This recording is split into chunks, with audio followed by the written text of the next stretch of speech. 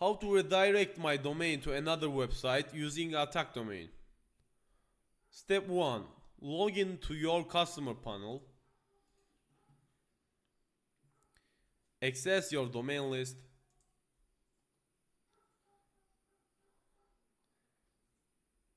Find the domain you want to redirect and click the Manage button located on the right side of the domain.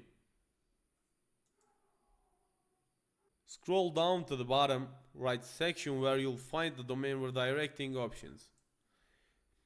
Here you can choose between two types of redirects, standard forwarding and frame forwarding. When you choose frame forwarding, the URL in the address bar remains the same as your original domain, but the content is displayed from the redirected URL. When you choose standard forwarding, the URL in the address bar changes to the new redirected URL, showing the content from the new address. I will choose standard forwarding. I wrote my domain and save. Yes. Yes.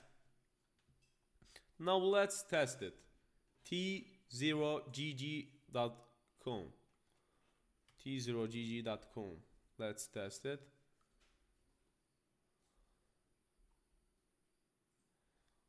Yeah, it forwarded to Atak domain.